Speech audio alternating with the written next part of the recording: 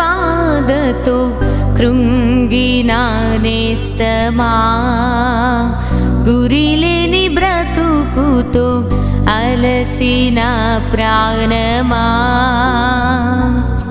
తన కరములు చాచి నిన్ను పిలుచుచున్నాడు, తన కరములు చాచి నిన్ను పిలుచుచున్నాడు.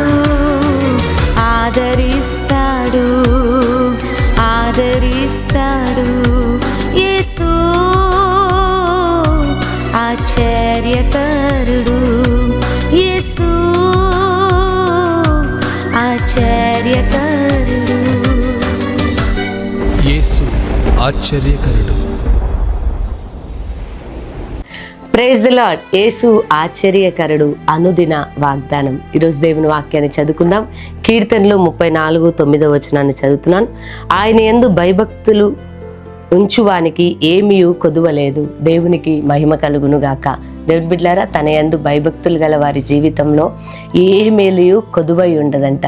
దేవుడు కొదువగా ఉంచేవాడు కాదు, దేవుడు సమృద్ధిగా ఆయన మనల్ని దీవించేవాడు. అందుకే విత్తని పక్షులను ఆయన నిత్యం పోషిస్తున్నాడంట. సింహపు పిల్లలైనా లేమి కలిగి కొదువతో ఉంటాయి, కానీ తనను ఆశ్రయించిన వారు ఏ మేలు కొదువై ఉండదంట. అంటే దేవుడు మేలు చేసే దేవుడు.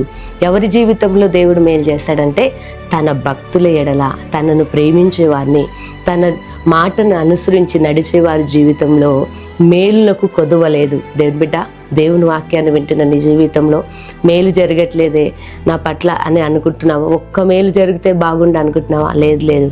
దేవుని యందు భయభక్తులు గల వారికంట ఏ మేలు కొదువై ఉండదు. అనేకమైన మేలులు, అనేకమైన కార్యాలు ఆయన నీ జీవితంలో జరిగించబోతున్నాడు. అందుకే మేలు చేయక నీవు ఉండలేవయ్యా, ఆరాధించకుండా నేను ఉండలేను అంటాడు భక్తుడు. అంటే మనం ఆరాధిస్తున్న దేవుడు మేలు చేసే దేవుడు. అందుకే అక్కడ వాక్యం ఏముందంటే తన యందు భయభక్తులు ఉంచువానికి ఏమీ కొదువలేదు అంట. అంటే ఆయన కొదువ లేకుండా మేలు చేసే దేవుడు. దేవుని బిడ్డలారా, ఇప్పటి వరకు నీ జీవితంలో, నీ కుటుంబంలో కొన్ని కొదువలు ఉండొచ్చు, కొన్ని ఆర్థిక ఇబ్బందులు ఉండొచ్చు, ఆరోగ్యంలో నువ్వు బలహీనునిగా ఉన్నావేమో, ఏ పరిస్థితిలో నీకు కొదువ ఉందేమో. కానీ ఈరోజు ప్రభు నీతో మాట్లాడుతున్నాడు. తన యందు నువ్వు భయభక్తులు కలిగి ఉండి తన మాటను వింటూ ఆయనను ప్రేమిస్తూ మనసారా ప్రభును ఆరాధిస్తుండగా ఆయన నీ జీవితంలో కొదువ లేకుండా నిన్ను సమృద్ధిగా ఆయన నిన్ను సంతృప్తి పరిచి ప్రభువు నిన్ను దీవించబోతున్నాడు. అందుకే బుడ్డిలో నూనె అయిపోలేదంట, ఆ తొట్టిలో పిండి అయిపోలేదంట. దేవుని ఆశీర్వాదం అలా ఉంటుంది. కాబట్టి దేవుని బిడ్డలారా, మీ కొదువలన్నిటిలో నుండి దేవుడు మిమ్మల్ని విడిపించి సమృద్ధిని మీకు ఇవ్వబోతున్నాడు. కొదువ ఉండకుండా దేవుడు మీకు సమృద్ధిని ఇవ్వబోతున్నాడు. కనుక ఈ మాట నమ్మి ప్రభుని విశ్వసించండి. మీకు చిన్న ప్రార్థన చేస్తాను.